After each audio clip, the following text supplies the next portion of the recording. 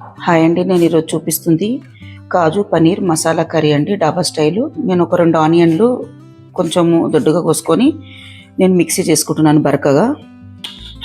ఇదిగోండి, ఫైన్గా కూడా పేస్ట్ చేసుకోవచ్చు, కానీ నేను ఫైన్గా చేయట్లేదు, కొంచెం బరకగా పేస్ట్ చేసుకున్నాను. ఇది ఒక బౌల్లో తీసుకొని ఇందులోనే టమాటా వేసి చేసుకుందాం. అదే జార్లోకి ఒక 4 టమాటాలు కట్ చేసుకున్నానండి. చూడండి, కొంచెం కాజు వేసి పేస్ట్ చేసుకుందాం దీన్ని కూడా ఫైన్గా. ఇదిగోండి, ఇది కూడా ఫైన్గా పేస్ట్ చేసుకున్నాను, ఒక బౌల్లోకి తీసుకుందాము దీన్ని కూడా.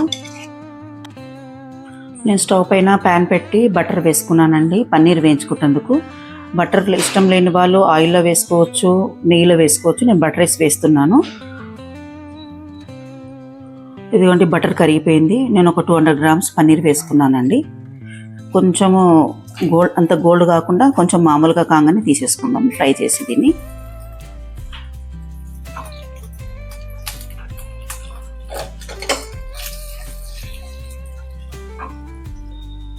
చూసారు కదండి, కొంచెం బ్రౌనిష్గా అయినాయి. ఇవి కొంచెం ఇలా వేయడం వల్ల క్రిస్పీగా ఉంటుంది కర్రీలో. మామూలుగా అలాగే కూడా వేసుకోవచ్చు, ఇష్టం ఉన్న వాళ్ళు. ఒక 1 మినిట్లో అయిపోతుందండి మీడియం ఫ్లేమ్ మీద. ఇవి ఒక ప్లేట్లోకి తీసుకుందాం.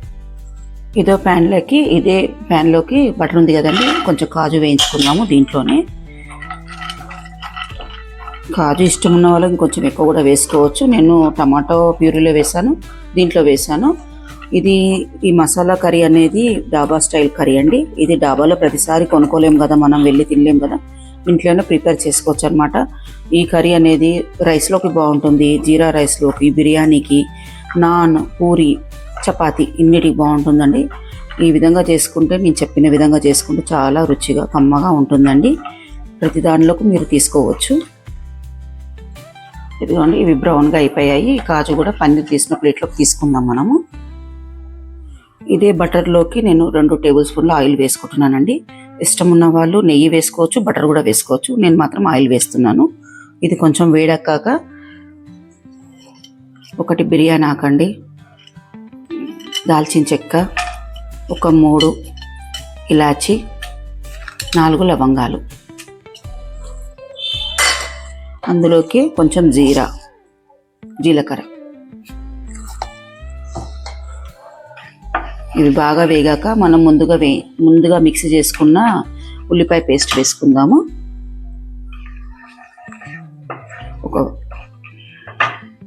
ఇదిగోండి, ఉల్లిపాయ పేస్ట్ వేసుకుంటున్నాను. ఇది కూడా ఒక 1 మినిట్ చిన్న మంట మీద మనం వేయించుకుందాము. ఆనియన్ కానీ టమాటా కానీ మంచిగా వేగితేనే రుచిగా ఉంటుందని కూర, లేకపోతే రుచిగా ఉండదు. చిన్న మంట మీద వేయించుకోండి. చూడండి, ఆనియన్ ఒక 1 మినిట్ మంచిగా వేగింది. దీని తర్వాత టమాటా ప్యూరీ వేసుకుందాం మనము. ఇది కూడా చిన్న మంట మీద ఒక 1 మినిట్ వేయించుదాము.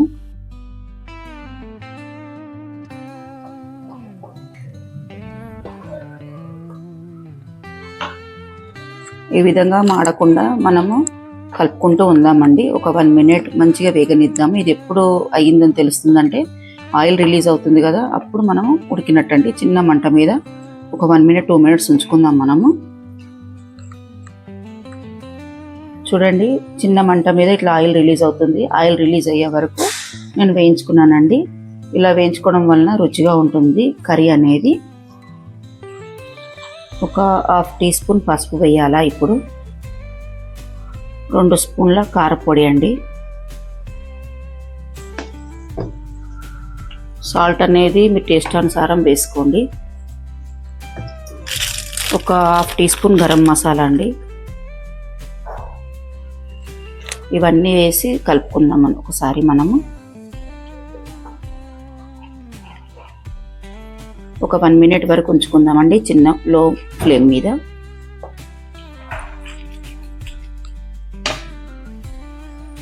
ఇదిగోండి, 1 మినిట్ అయింది. నేను 2 స్పూన్ల కర్డ్ని ఇట్లా బీట్ చేసుకొని వేసుకుంటున్నాను. నా దగ్గర ఫ్రెష్ క్రీమ్ లేదండి, ఫ్రెష్ క్రీమ్ ఉన్న వాళ్ళు అది వేసుకోవచ్చు. ఇది వేసుకొని కలుపుకుందాము. ఇది వేయడం వల్ల కలర్ఫుల్గా ఉంటుంది, ప్లస్ కమ్మదనం వస్తుందండి మనకు. మీరు ఫ్రెష్ క్రీమ్ ఉంటే ఫ్రెష్ క్రీమే వేసుకోండి. ఇందులోనే వాటర్ పోసి వేసేసుకుందాము. చిక్కగా చేసేవాళ్ళు చిక్కగా వేసుకోండి. కర్రీ పల్చగా ఉండే వాళ్ళు అనుకున్న వాళ్ళు కొంచెం వాటర్ ఎక్కువ వేసుకోండి. నేను మీడియంగా వేసుకుంటున్నాను. ఇది ఒక 3 minutes ఉడకనిద్దామండి. మంచిగా స్లిమ్ మంట మీద ఉడకనిద్దాము. చిన్న మంట మీద కర్రీస్ అనేది రుచిగా ఉంటాయండి చేయడం వల్ల. పెద్ద మంటలు పెడితే దబదబ ఉడుకుతుంది కానీ లోపల ఉడకదు ఏది కూడా. ఈ విధంగా చిన్న మంట మీద ఉంచుకుందాం. మనము మూత పెట్టి ఒక 3 minutes ఉడకనిద్దాము. కొంచెం ధనియాల పొడి వేసుకుందామండి. ఒక 1 స్పూన్ ధనియాల పొడి వేస్తున్నాను నేను. ఇది కలిపి మళ్ళీ మూత పెట్టుకుందాము. ఇది ఆయిల్ విడిచేంత వరకు మనం ఉడికించుకుందామండి. 3 minutesలో మనకు ఆయిల్ వస్తుందండి. చూపిస్తాను నేను. ప్రతి ఒక్కరికి ఇంట్లో చేసుకునే విధంగా చూపిస్తున్నానండి వంట అనేది. నేను చూడండి 3 minutes అయింది. ఆయిల్ మొత్తం రిలీజ్ అయింది. ఈ విధంగా అయినాక మనం పన్నీర్ వేసుకుందాము. మీరు టేస్ట్ చూడొచ్చు. టేస్ట్ చూసి మీకు కారం కానీ సాల్ట్ కానీ ఏదైనా పడితే వేసుకోవచ్చు. నాకు సరిపోయిందండి ఇది. ఇదిగోండి కాజు పన్నీర్ వేస్తున్నాను దీంట్లోనే. నేను ఒక మామూలుగా థిక్నెస్గా చేసుకున్నానండి. ఇష్టం ఉన్న వాళ్ళు కొంచెము లిక్విడ్గా కూడా చేసుకోవచ్చు, ఎక్కువ లిక్విడ్గా.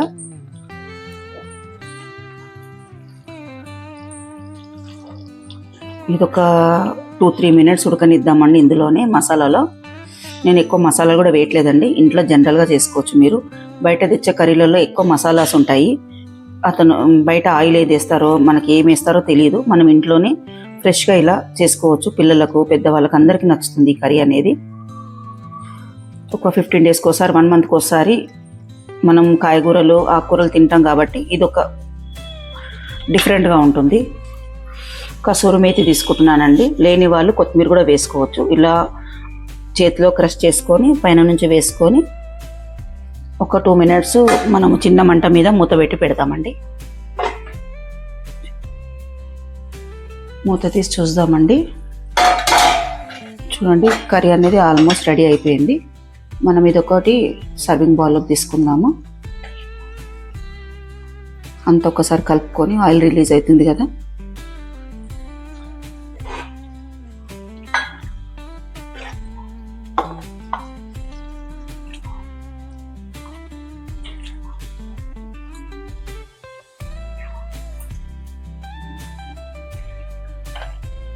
ఇదిగోండి డాబా స్టైలు మసాలా పన్నీర్ కాజు కర్రీ అండి రెడీ అయిపోయింది. నా వీడియో నచ్చితే ఒక లైక్ కొట్టండి.